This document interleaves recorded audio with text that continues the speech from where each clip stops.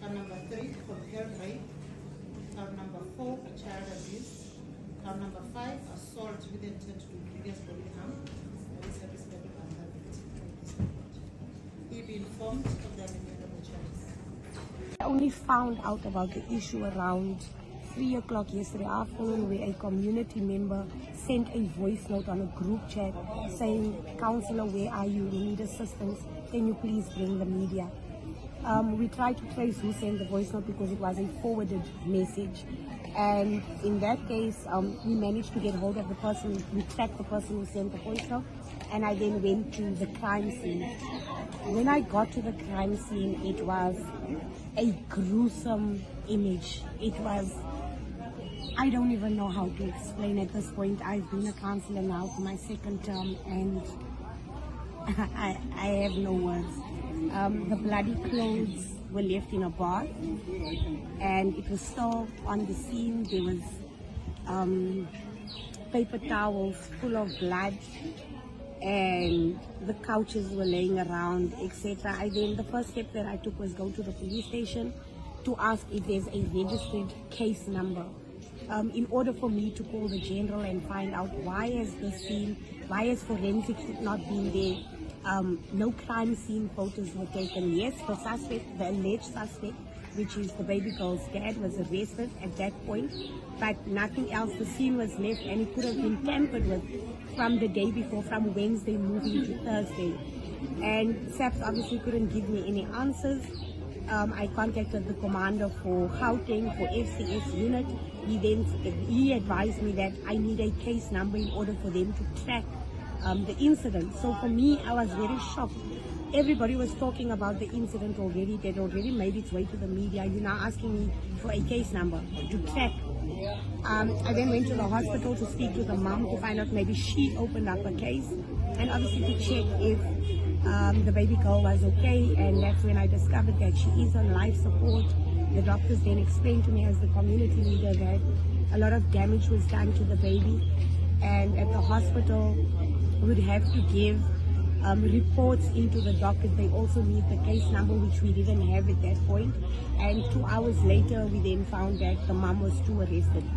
So both the mom and dad is arrested. At this point, alleged charges are sexual assault for the dad and attempted murder. And then the mom is gross negligence, as well as defeating the ends of justice. The community is up in arms. They are angry, they are hurt, as I said, and I'm going to maintain. We've seen this on the news, we've seen it happen in every other community, but we never expected it to happen in Eldorado Park. Eldorado Park is always on the news for the wrong reasons, but we never ever expected this to hit at our doorstep. It's not a first time, it's been an ongoing thing with the community fighting for services from Eldorado Park. SAPS, just 2 weeks ago, we said to the general, we're willing to work with SAPS. We're willing to bring our part as a community, as community activists and community leaders. But it seems like the police just don't want to work with community. And I'm here standing and I'm saying the actual criminals in our country is the police. It's not anybody else, because criminals just get to do, and the lawlessness in this country cannot be accepted and tolerated anymore. And the boy is in the temporary care of his grandmother, but social development will be removing the boy today. He has to go for medicals. He also has to be tested and checked to see if no harm was done to him. Mothers need to be held accountable. At some point, communities need to take accountability. Fathers need to be held accountable. It is our responsibility to ensure that we protect our children. It is our responsibility to make sure that our children are not left vulnerable to such instances. Mothers should play their role and they should play their part. At some point, we cannot blame government for everything. And like you said, at some point, we cannot blame SAPS for everything. So we are happy that both are arrested, and we're saying the law should take its course.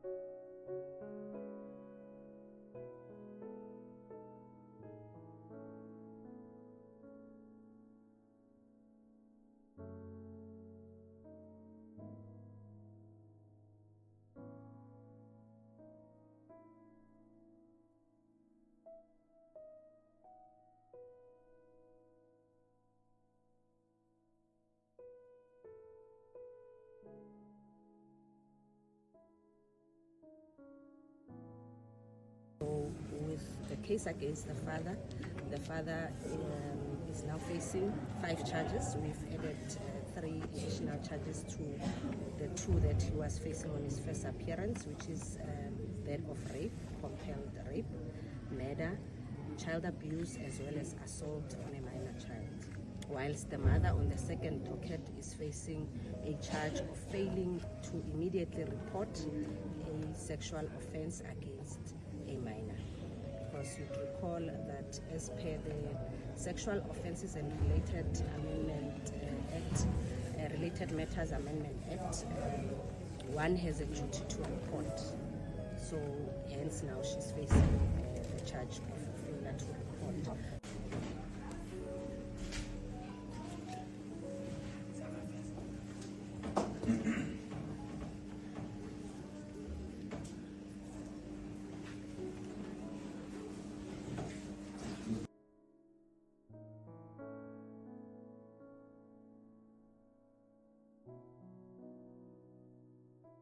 However, of concern as well as the NPA is the circulation of the video, which forms part of our evidential material as the state. We are concerned and we want to plead with the public to refrain from doing such, because we cannot have our case placed out in the public through social media platforms. We need to protect the integrity of the ongoing investigation.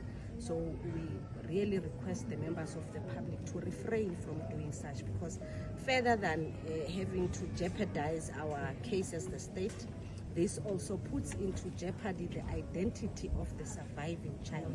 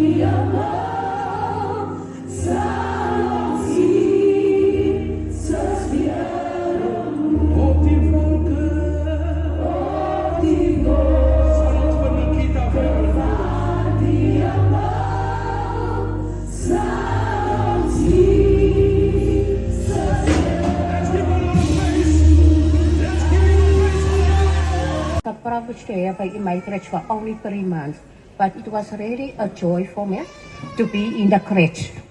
So yeah, we have wonderful times. Okay, when she first started, when her mom dropped her off at the crèche at the first day, while she was playing on the slide, then she said, "Teacher, when is Auntie Mikey coming to fetch me?" Then I say to her, "Don't worry, Auntie Mikey is coming to fetch her." But every now and then in the afternoons, then I take her around. And it was really a privilege, especially when it was her first day on the slide. Then she said, "Teacher, I'm gonna fall. There's a video club, but they didn't play it, or maybe they're gonna play it. And then I said to her, no, come, Nikita, you're not going to fall. Come slide down, my child. Okay, it's really sad standing here. I prepared myself on Sunday for the speech, but okay, I didn't know they were calling me today to have the speech about Nikita. But Vader, gee my krag, gee die familie krag. Dit is nie maklik nie. Ja, vir my is dit 'n voorreg, want ek het daarom 'n videoklip van haar fase, ja, first activity het al iets net so gestrabbel. Vir my was het 'n voorreg om haar te sien op die slide. Not knowing that was the only time that Nikita will be able to be in a crèche, in a facility, be around with friends. Okay, thank you. I prepared a speech, but I'm not feeling well to do this. But thank you, everyone. Thank you, Pastor.